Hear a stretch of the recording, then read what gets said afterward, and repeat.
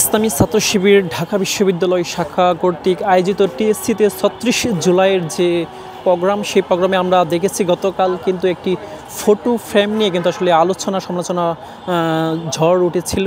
ঠিক সেই যে ফ্যাসিস্ট হাসিনার বিচারিক হত্যাকাণ্ডের যে ফ্রেমটি, সেই ফ্রেমটিতে কিন্তু আজকে কিন্তু তারা আমরা দেখছি যে আসলে নতুন একটি ফ্রেম নিয়ে এসেছেন। সেই ফ্রেমে কিন্তু বিএনপির চেয়ারপারসন বেগম খালেদা জিয়ার ছবি কিন্তু তারা যুক্ত করেছেন এবং পাশাপাশি তার একটি বাণী কিন্তু তারা উল্লেখ করেছেন। এছাড়া আমরা দেখছি যে এই যে ফটো ফ্রেমটি রয়েছে, সেই ফটো ফ্রেমে কিন্তু এই যে স্কাইপ কেলেঙ্কারি সহ যে ভুয়া সাক্ষীগণের যে বাণী রয়েছে, সেই বাণীগুলো কিন্তু তারা এই ফটো ফ্রেমে তুলে ধরেছেন। আপনাদেরকে যদি একটু দেখায় যে বাংলাদেশ জাতীয়তাবাদী দল বিএনপির চেয়ারপারসন বেগম খালেদা জিয়ার যে ছবিটি রয়েছে, সেই ছবির পাশে তিনি 2011 সালের 20 অক্টোবর যে একটি বাণী দিয়েছিলেন, সেই বাণীটি তারা কিন্তু হুবহুব তুলে ধরেছেন। সেটি যদি আপনাদেরকে একটু পড়ে শোনাই, নিজামী, মুজাহিদ, দেলোয়ার হোসেন, সাইদি, কামারুজ্জামান, কাদের মোল্লা, এদের সবাইকে তারা মিথ্যা মামলা দিয়ে গ্রেফতার করে রেখে দিয়েছে।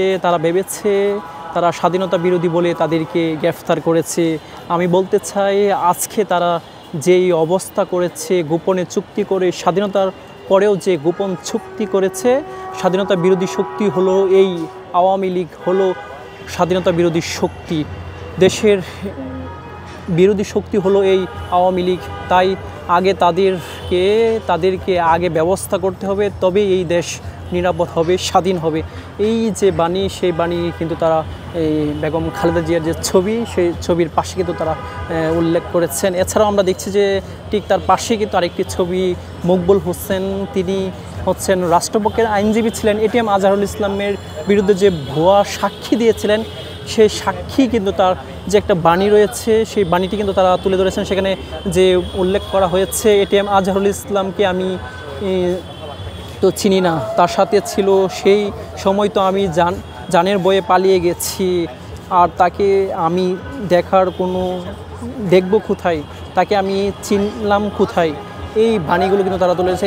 পাশাপাশি আমরা দেখছি যে আসলে স্কাইপ কেলেঙ্কারিতে যারা জড়িত ছিলেন, বিচারপতি সহ যারা জড়িত ছিলেন, তাদের ছবি সম্মিলিত কিন্তু আমরা দেখছি যে বিভিন্ন তাদের যে বাণী, সেটি কিন্তু তারা উল্লেখ করেছেন। এখানে তারা যে বিষয়টি লিখেছেন যে আসলে সরকার গেছে পাগল হইয়া, তারা একটা রায় চাই, এই বাণীটা কিন্তু তারা আসলে এখানে তুলে ধরেছেন। এছাড়াও আমরা দেখছি এর পাশেই কিন্তু আমরা আপনাদেরকে জানিয়ে রাখি যে আসলে আলোচিত সেই সাক্ষী সুকুরঞ্জন বালি, তার ছবি সম্মিলিত একটি ফ্রেম কিন্তু আমরা এখানে দেখতে পাচ্ছি। সেই ফ্রেমের পাশাপাশি তারা যে বিষয়গুলো উল্লেখ করেছেন যে আসলে তিনি যে আসলে গুম হয়েছিলেন, সাইদির সাক্ষ্য দিতে এলে ভিকটিমের ভাইকে গুম করে ভারতে পাঠানো হয়। সেই সুকুরঞ্জন বালির যে বাণী রয়েছে, আমি সাইদি সাহেবকে দেখি নাই, শুনি নাই, আমার পক্ষে সম্ভব না, ফাও আমাকে অবৈধভাবে আপনারা এই রকম টর্চার করবেন না। তার এই বাণীটি কিন্তু আসলে এই যে ফ্যাসিস্ট হাসিনার বিচারিক হত্যাকাণ্ডের যে ফটো ফ্রেমটি রয়েছে, সেই ফটো ফ্রেমে কিন্তু আসলে স্থান পেয়েছে।